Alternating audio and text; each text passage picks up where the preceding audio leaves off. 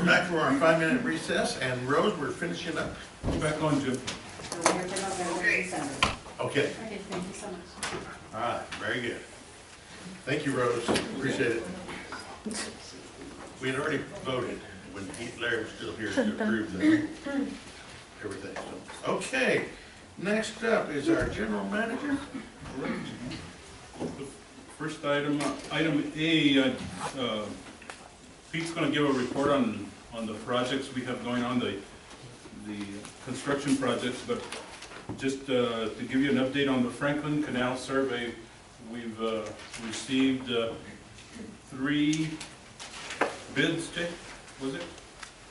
3 bids, and we've, Al and Jay and myself went over them and interviewed some of them, and so we've picked a company that we like, and the price is more or less in the area. As you recall, the Franklin Canal survey, we budgeted $50,000, and then the Paso del Norte Health Foundation has put in $15,000, and the University Medical Center has put in, or pledged to put in $5,000. So I think that will cover what the costs will be for that survey. So they'll start the survey probably next week and be completed before irrigation watering gets here. Okay. They'll have to be finished before Yeah, that. just to be clear, it's a professional service. Let me, Jim, I'm talking. Judy, Just a minute, Jim. Judy, Yes. the surveyor understands that the beginning point of the survey has to be determined under the Texas coordinate system of 1983. Okay. Yeah, it'll be from loop, the north-south No, freeway. he's talking about a You talk about geodetic. where it's tied in. Geodetic point. Anyway, so it's a professional service, so we've received proposals from 3. That we've qualified, all 3 as being qualified, and now we're working on the budget numbers with them. One of them, we're waiting for a response back, that one that we selected, and he hasn't given us his final estimate of cost yet. And all I'm doing is reminding us that our policy requires any survey to have a beginning point located with reference to the 1983 Texas coordinate system. Okay? Okay. Okay. So we're still in the process. So it's the professional services is different than our normal bidding process. Okay. And a surveyor, an attorney, an Yeah, they engineer, have to submit bids. a medical doctor, and a CPA. So Okay. you have to go through a different process. So we're still in that process, but we're trying to get it done as quick as possible. You're still in the process of receiving bids from. They can't bid it. That's what's different about a They can't professional bid it. service process. They have to submit, you have to qualify them. So you select Okay. based on qualifications, and then you request a cost estimate, and you try to negotiate.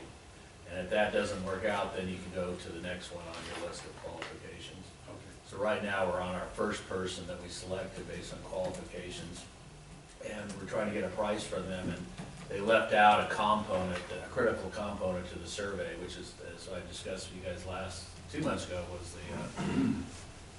the utilities, location of the utilities in this area. Since it's so urbanized and been developed for so many years, there's a tremendous amount of buried utilities within our right-of-way. We know where some of them are, but we request that the survey identify as to the greatest possible everything they can detect. So that means that there's a subcontractor involved that goes out and tries to detect all these utilities independent of our records to make sure if they said there's a pipeline here, that he finds there is truly a pipeline here, not 10 feet over, so that'll be reported correctly in the survey. So that slowed it down a little bit. So you're making the survey company get the third-party person that's gonna line out the utilities, right? Well, yeah, because the surveyor has to pick up that information off the survey, so he has a guy go out with the spray paint and the detectors ahead of himself, and they have to coordinate that almost on a daily or hourly basis, because of, they can't go out and survey something that he hasn't already located. And sometimes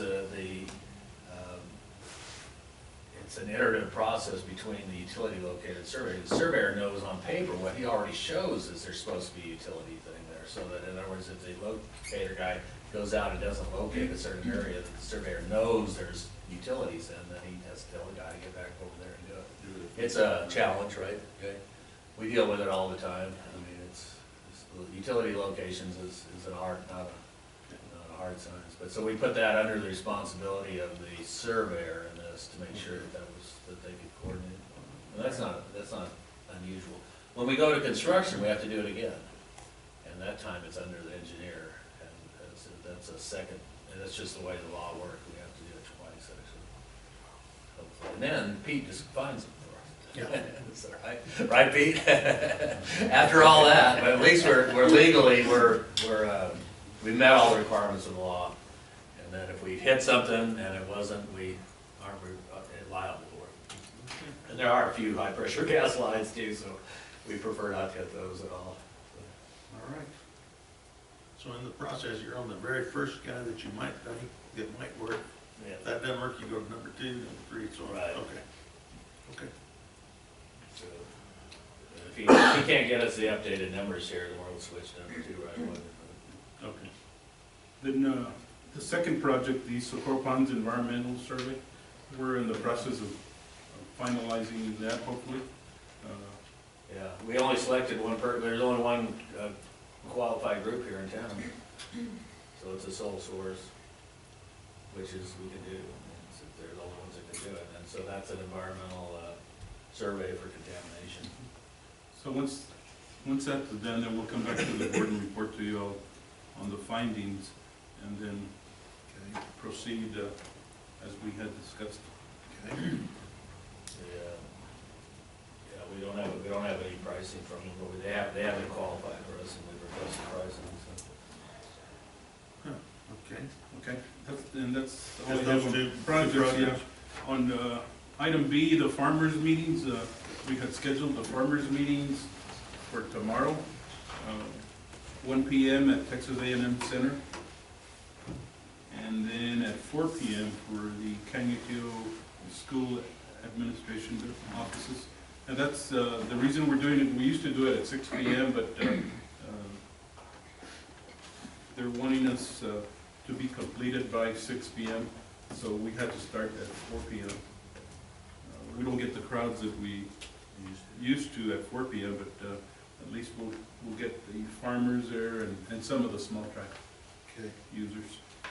And then Robert and I have talked about later on meeting with small tracts again anyway, so we'll schedule that probably within the next month. But usually Johnny is at the Texas A&M. I don't know if... Well, I cannot make that. I've already got, I've got to meet a guy tomorrow afternoon. Okay. In regards to my farm, so I can't make it tomorrow. Any one of you two guys make it? No, you're too busy. George usually does the Upper Valley. I can do the Upper Valley one.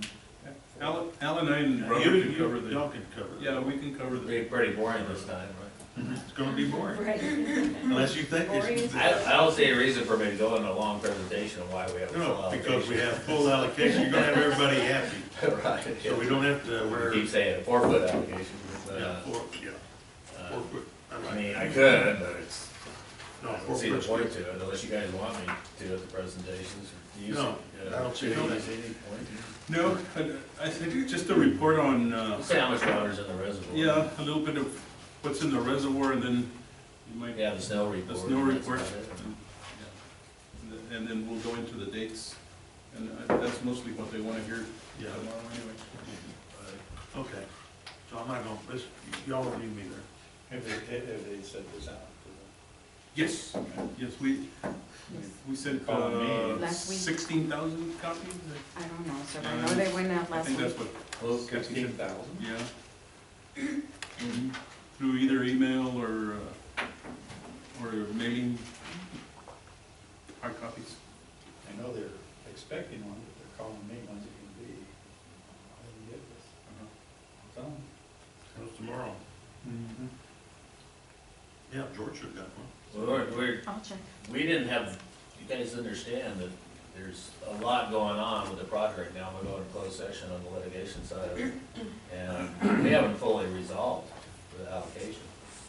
So So we're sticking our neck out a little bit. I mean, I'm confident enough that we're far enough along, but we just got there, like Sean said, yesterday, right? Yesterday was the first day we had the numbers. So some of these things take time because of the complexity of it. And so. We could blame it on Sean anyway. He's here. It wasn't Reclamation's fault. It wasn't anybody's fault. I think we all worked. So today is the 15th, is when we expect that to be finalized, because there's 2 actions by both boards that have to take to finalize it. If there's no issue there and you guys approve what we're gonna recommend to you, then it'll be final today. We fully expect that. Last year, it was finalized on January 10th, so we're only 5 days different from last year. You can expect it from now on to be in this time range. Okay.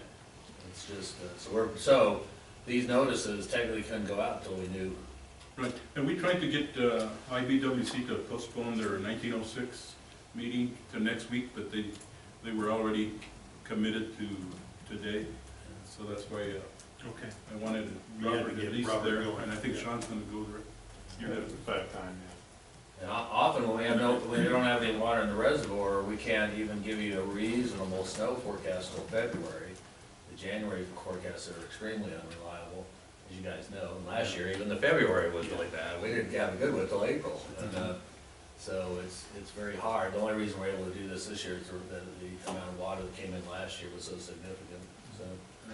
So it's sort of, it's a different deal, and we're moving, Kathy helped us out a lot to get it out really fast. We couldn't get it out until really last week, so. Or either that, or we would've showed up at the meeting and had to do it all over again, right? Yeah. And then item C is the Rio Grande compact meeting that's scheduled for the 9th. But along with that, there's a conference, the Law of the Rio Grande, that's usually there in Santa Fe, usually scheduled at different times. But anyway, this year they coordinated, I guess, with our compact commissioners. And so I sent you all an email with the dates, so you all could make plans or give me the heads up so we could reserve some rooms. I tentatively have reserved 5 rooms right now, but I'd like to know more or less from you all, if we can, who's going by next week, if you all can, Okay. and what dates you want to attend, and then if you want to attend the Law of the Rio Grande, so we can make arrangements. Also, there's a fee that we have to pay for your attendance. And Maria usually attends. Yeah, I You're gonna be usually there? go to that, sometimes talk, but they stopped inviting me a few years ago. What'd you say? You Exactly. didn't say the right thing. Yeah, I'm on the, And this year, I'm on the right side or the wrong side of the Yeah. border. Even though it's Law of the Rio Grande, it's very New Mexico centered. Yeah, it is a good opportunity, linking up the two. So the evening of the 8th, I guess, would be the reception for the compact meeting. right, And then I haven't seen the agenda yet for the conference this year. But there's usually, at least 1 or 2 presentations that are very, relevant to the issues we're dealing with. well, I think it's going to be a good conference because you've got both commissioners, a commissioner from the Bureau of Reclamation, Commissioner Berman, and then you have Commissioner Harkin from the IBWC that will be guest speakers. And then 2 of Al's good friends are also giving presentations, Herman Setmeyer and Carlos Rubenstein. So there'll be some good speakers. Did you have the title on that talk yet? It wasn't about anything to do with the Rio Grande. I was gonna say, what did Herman and? Water, I mean, some Herman. data thing or something? But Yeah, Carlos, what is Carlos going to Did you put the brochure in? Yeah, the brochure's is in there. Water enforcement Carlos, is he here? issues. Sorry. Yeah, Water enforcement. if you look, 6C, Yeah. the information's in there. Wednesday, April 8th. Water enforcement issues. If you all would read your packets. That was from Maria.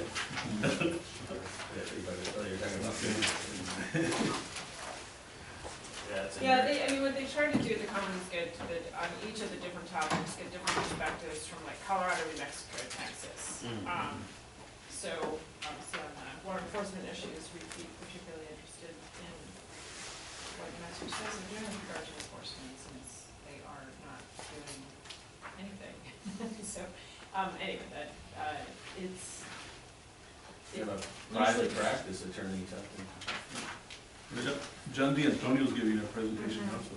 And Tessa Davis is going to give her view on the,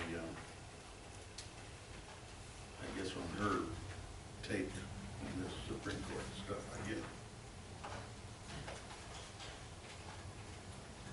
Prior appropriation along the Rio Grande, Tessa Davis, see that? Yeah. Yeah, I heard her I think presentation. we're talking about before the turn of the century. Maybe so. 2 centuries ago. Maybe so. I heard her presentation, hers at New Mexico, the Congress meeting here a couple of months.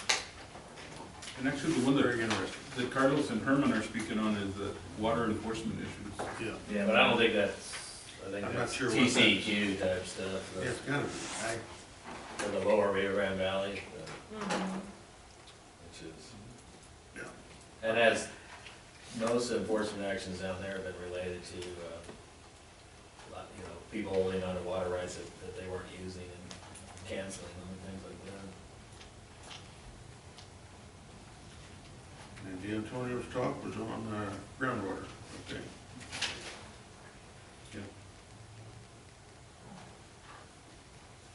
Okay, well, Trina, I'll get back to you here quickly. And Okay. Yeah, if you let me know, and the concern is the rooms, we need to find a room or two. Yeah, it's not that big of a hotel. Okay, And that's a pretty nice hotel. oh, La Fonda? That's the one, I like that old, Yeah. that old hotel. And it's right on the plaza. Yeah, that's a nice one. Okay. That's, What else you got there, Jim? that's Is that about it? Okey dokey. Al Blair, District Engineer, I'll be darned. Know that guy. What So you I got? recommend 48 inches and release on March 13th. Okay, I like that. Any questions?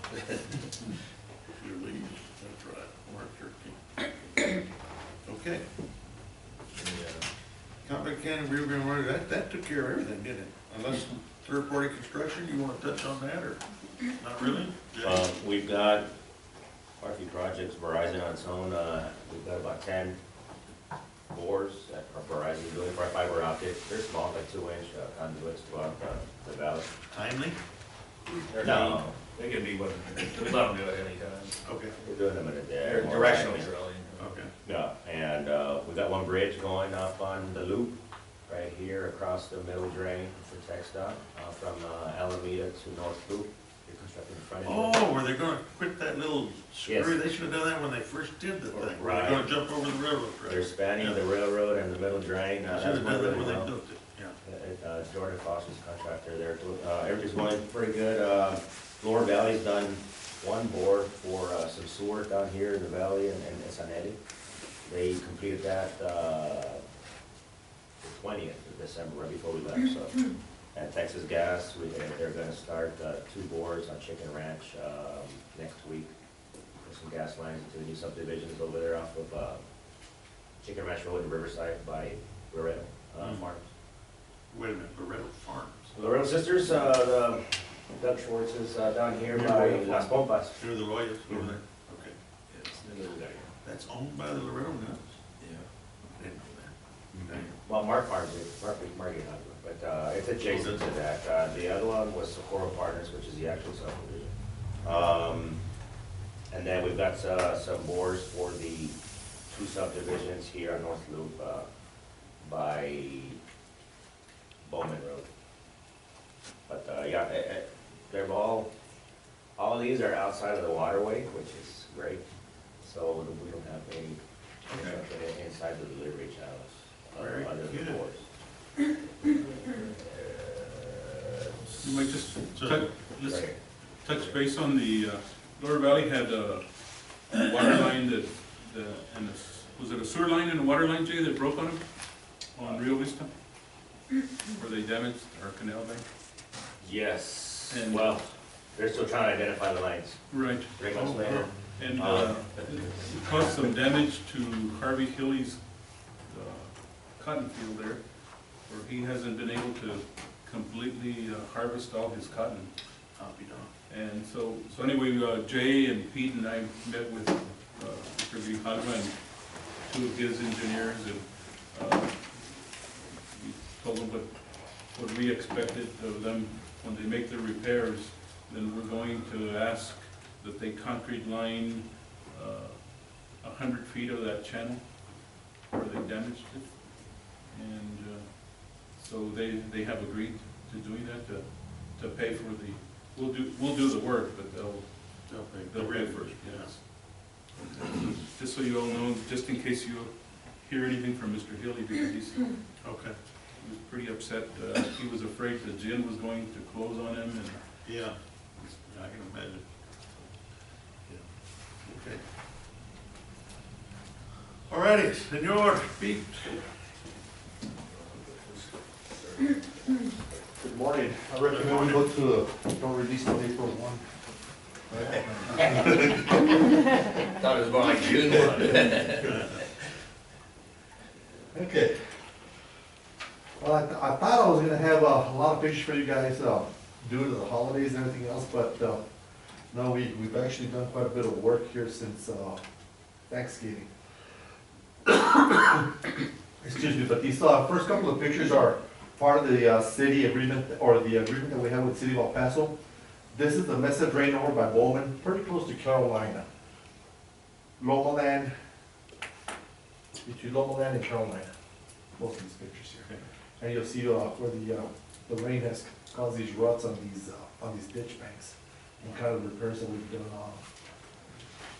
Is that a flood retention reservoir or something that we were looking at? This one here? Yeah. The Mesa Drain? No, it's a Oh, Mesa that's Drain. Mesa Drain. Okay, Yes, never it's a mind. Mesa Drain. Sorry. And these next pictures are from the, right there on the Bowman, right at Carolina, the apartments that are there. I think this is Lisa's hood. So, some of the trees that came up across against the rock walls there. Some of the cleanup that went with it. And then over by the Willows, over in the upper valley, we're installing these dust abatement gates. People are using our ditch banks or our drain banks to go in there and use them as a dump, as an landfill. Yeah, so they're going in there and dumping their trash and dumping tires.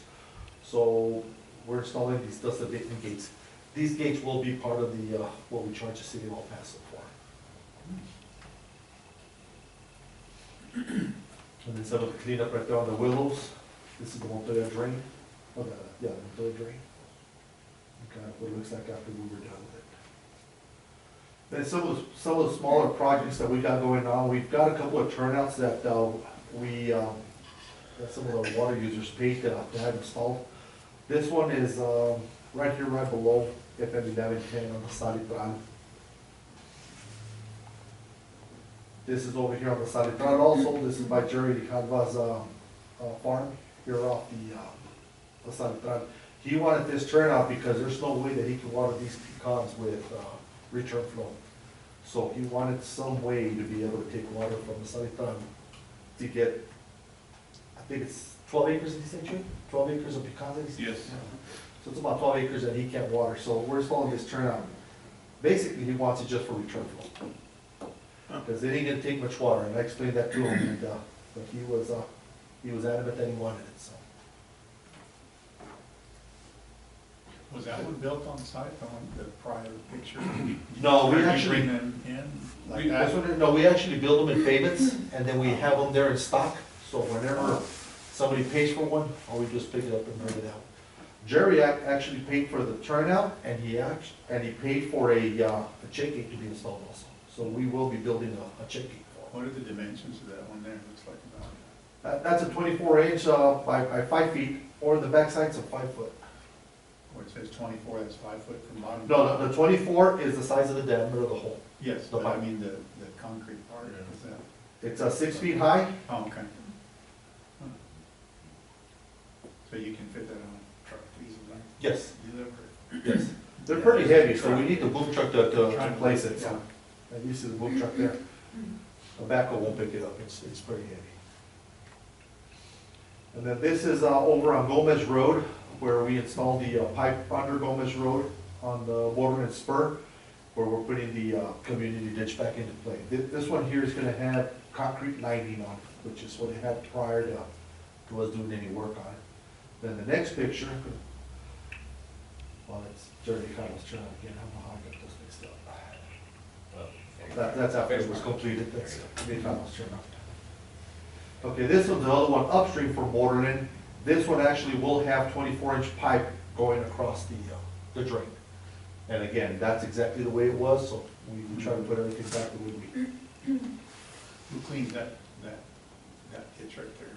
That's Sales from you, is yeah. that right? No, actually, that's, No, that's, the concrete part. The yes, state- Elephant Butte cleans it. Steven, they do Yes. that one? Yeah, it's ours, but they're supposed to clean it. This is the Montoya drain over where where Mr. Reyes was speaking about the pipe. Some of the dewatering going in, go next one, Ajay. Here we're setting the tapaco inside the drain to dry out the area where we're gonna be installing the pipe. Next picture shows the dewatering wells that Eric Friedman installed. And those are his, they're dumping below the tapaco. Mulberry is just downstream from there. The work will be done above that. Here we're installing the SRS pump to bypass the water upstream from where we place the tapacos. Next one, Jay. You can see that's just installing those hoses is it's a challenge. Yeah, especially when it's cold. Yeah. And then this is the bypass. This is actually going into the Montoya main. So the water being the water is going to the drain. The one we're pumping is going into the Montoya. Right now, I spoke to Eric, and all this water's almost gone. We got one little pond of water, which I've spoken to him about it, and we're thinking there might be some clay under it, the water's really not saturating. So we're digging it out this morning, but the water table's already down to 28 feet. Our drain is at 21, so this should be pretty much dry already. I spoke to the people with the pipe. Pipe is en route, should be here by next week. So I'm hoping that by next week, late next week, we should start the main pipe. And then start backfilling and so on and so forth. This is part of the Bureau Reclamation project, some grant money that we got for the Isla Lateral. This picture here is just to kind of give you an idea of what the canal looked like before we actually went in there and did any work to it. This is actually standing there by Tres Hermanos entrance, right on the hidden Y197. This is about halfway point. And then this is over by Horizon Boulevard. It's approximately 3,200 feet that we're gonna be shotcreting. Okay, now keep in mind that we'll do one side, then we'll do the other side, then we'll come back and do the floors. So in reality, it's over 9,000 feet of linear feet that we have to do. Forms going in, we're getting our elevations on the floor. And you see the panels coming in, and we start putting the liner and the panels. There are the panels.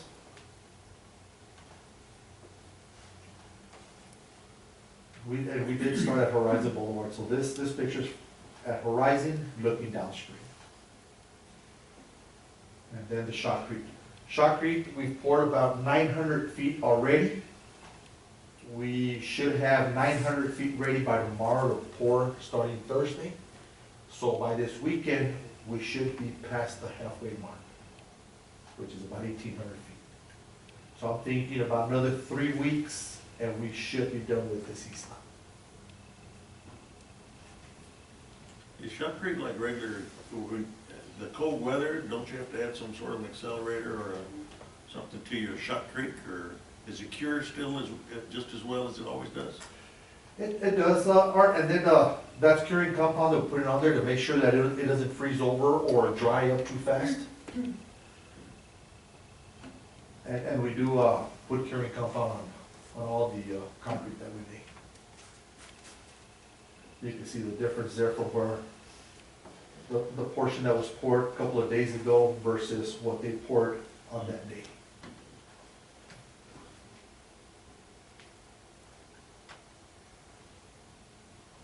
These are all from the east.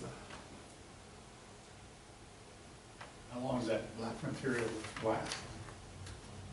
I'm not sure. Once Do you know put how it much on, is? is there, About 2 weeks. It's primarily there to have a clean surface to pour on so it doesn't wick the moisture out of it. And, makes it a little easier to construct and everything, you know, but it's not there for any other purpose, it's just a construction. So that stuff is what, 3 cents a square foot or Yeah, something? it's very cheap. It's really cheap. We looked at one time going to, some premium liners and they would triple the cost of these projects. That just in the liner alone costs more than the concrete. So, or not even the neoprene. does it assist in seepage or once it deteriorates down there? What happens? It's designed to pass water through. It's designed, so we don't get, any buckling or anything underneath it. We've done a lot of studies on these and we don't get much seepage. First of all, I let everybody know that seepage in canals is very site specific, so some canals don't have any seepage at all. Especially some, sort of like Art's put in your black field, right? It doesn't have any seepage apparently either. It just depends on the soil and how long we've been putting silt and sand, and over time they seal up. They may have leaked pretty bad initially. Now, we got some, I can tell you, that seep pretty bad, that we have to watch, but these don't. So we do get a little bit of seepage. These are designed to crack every 10 feet, right? Yes. That's to keep them from cracking elsewhere. We want to control the cracks. And so they leak every 10 feet, a little bit of water goes through there, but it's pretty much It's an negligible. expansion joint, 10 feet or? Not expansion, these are just construction joints, so they're not, when he puts them, they're not cracked.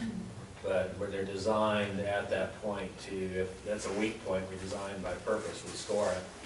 And to control the cracks, it's a technique. But this is all based on the reclamations procedures that they did.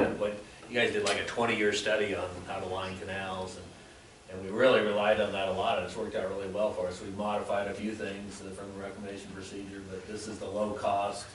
The lowest, it's fairly innovative. I think we started with it down in the Mission, working with reclamation down in South Texas, and it's probably about half to a third the price of normal canal lining. Right. Yeah. This is a hybrid. The one he just did here has reinforced steel in it. Normally we don't put steel in it. So, but we can't afford to we don't want to put expansion joints. They're real time consuming and problematic. We do put them in our big structures. We have to have them. But we hardly ever put an expansion joint in there. But we do put construction joints because you can see the crack. There's a crack in the concrete. That one, that's not. This was part of a check structure, right? This concrete that they see in this picture? Yes. Yeah, so we're trying to avoid those random cracks, so we control them, so they don't do damage. We've had a few. The first one you did was by Wasteway 1, right? We've had a few, but we've changed our technique quite That a was bit the since hard then. learning curve. That was his training spot. So since then, we haven't had any. Have we had any? I haven't seen any uncontrolled cracks. Look at the first project we did, which Got a was few. 12 years ago. Yeah. The very first one has a minor cracks. I mean, Pete and I drove it, what was it, 2 years ago, and And the newer, since we've got a almost better, no damage at all. yeah, better control. Looks a lot cleaner, a lot nicer. Yeah. The curves they've started using this technique for the curves, which helps a lot for the curves, forming the curves, instead of doing freestyle.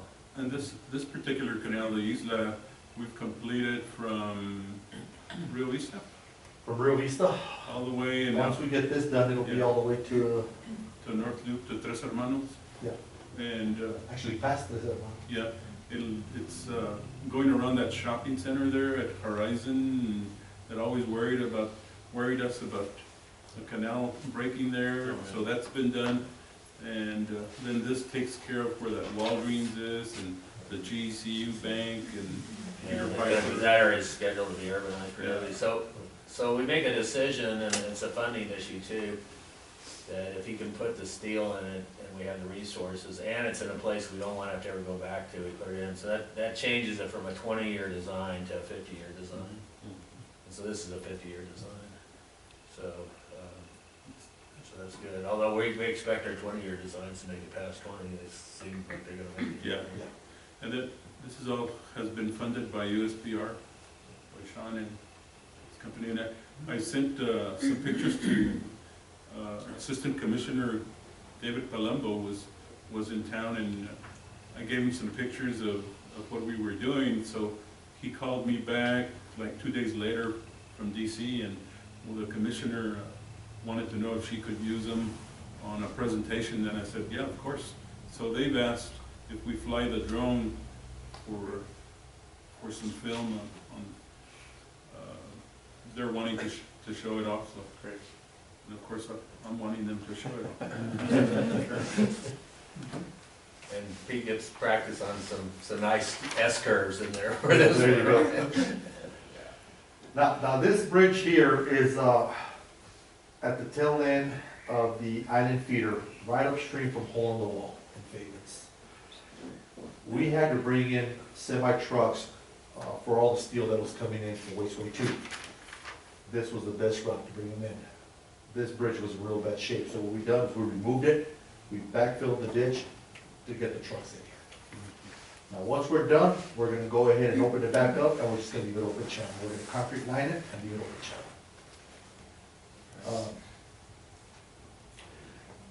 And then we'll utilize these pillars for something else. Next picture, I don't know if you guys remember the picture I showed you guys in November where it still had the structure in place. Yeah. This is after the structure, all the concrete, everything was removed. And all the earthwork that's going into it, we removed approximately about 4 to 5 feet of sand. And then we're hauling in some good soil to get the compaction that we need.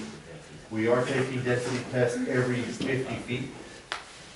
So we have taken so far 4, and they've all passed.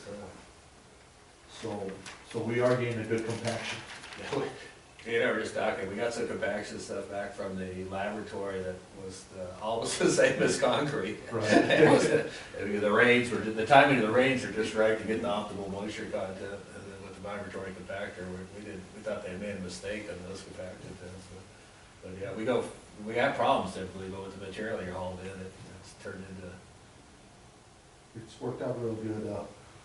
So like, just that native material he brought in had some clay in it, we were pretty sandy there, so just by the native material alone, you expect no seepage.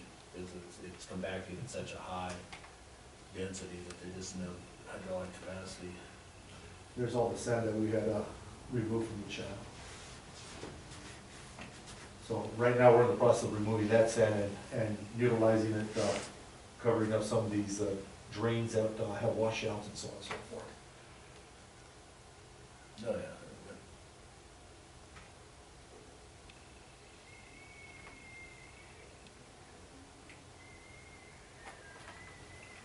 So material on this job is paid for by the Boundary Commission. We're doing labor and all that other costs. Those gates there will actually be removed and placed right where you see, right here at the end. There'll be a wall right there, and those gates will come to the. Yeah, so we won't have a sediment bay like we Right. did before, where it fills up with sediment. All this has been formed. The wasteway, the check structure, and there's a section upstream from there that has also been formed. I've got concrete scheduled for Friday to pour the wasteway and the section right upstream from there where these guys are walking there. We're looking at about 120 yards that we'll be pouring on Friday. Busy day. The steel started going in on Monday. They should be completed with the steel for these sections here by today. They almost got done with them yesterday, but they needed to still tie up a couple of loose ends. But they should be out of there by today. Then we'll install what we need to do to pour on Monday. We got the pumper coming in on Monday, Friday. Friday and, it's about 100 yards, a little over 100 yards. This one does have expansion joints in it, so. Yes. And all the steel you see there, it is a double mat. So you do got steel. It is a double mat. 12-inch slabs. So say that's a 12-inch long. Actually, the section here in the back, it's a 14 inch. Yeah. It's 14 inches and then that's 14 inches there. That's a 14 inch slab. We have an uplifting at these locations, we have uplift pressure from the saturation from the river when it goes to flood stage. And so, we had to make it extra thick. It still has an operational criteria that the canal cannot be, when we're in flood stage, you can't drain the canal. That rarely happens when we're in flood stage anyways, but anyways, just operations, and Robert knows that when we've been in flood stage for, especially for more than a short time, for days, the surrounding land saturates, water comes up to that flood stage, and that puts a very high pressure on it, and we need the weight of the water in the canal to counterbalance it. I designed this without that requirement, and those floors were 5 feet thick. Holy So we didn't want to do 5 foot thick floors, so just, you guys understand that, and I've, been engineering some repair jobs, and share you some pictures of what, if we were in that rare situation where we've been in flood stage, like in '86, like that time period would have been exactly what it before, and we were to evacuate the canal fully of water, that whole structure there could tilt or uplift, just because water's that powerful. The barges on the Mississippi are made out of concrete, right?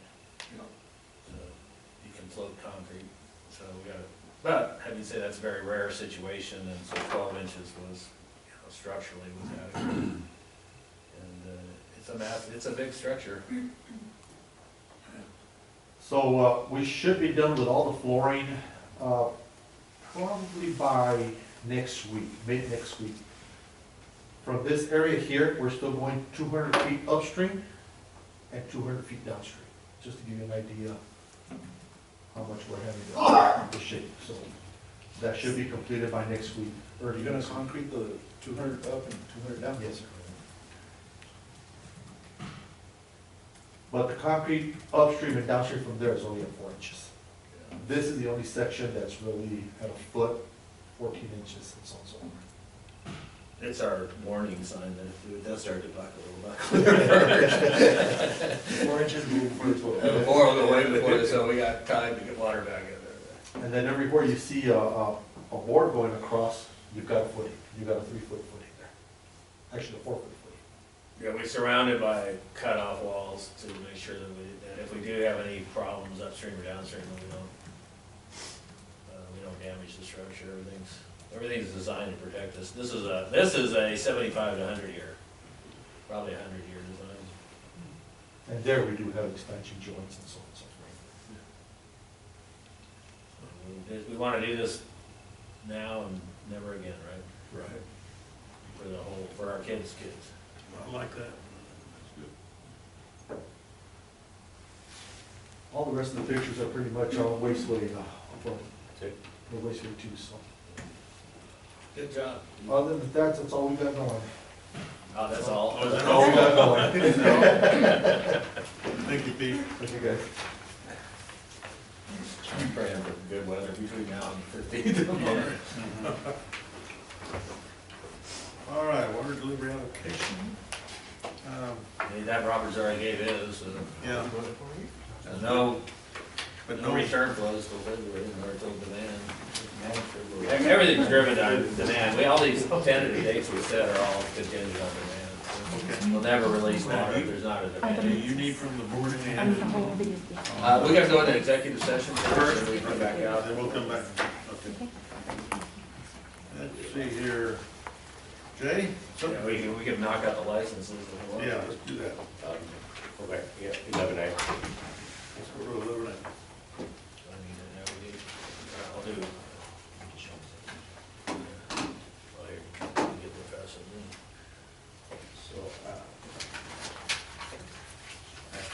portion, 11A, is for a proposed subdivision, right off of Inglewood.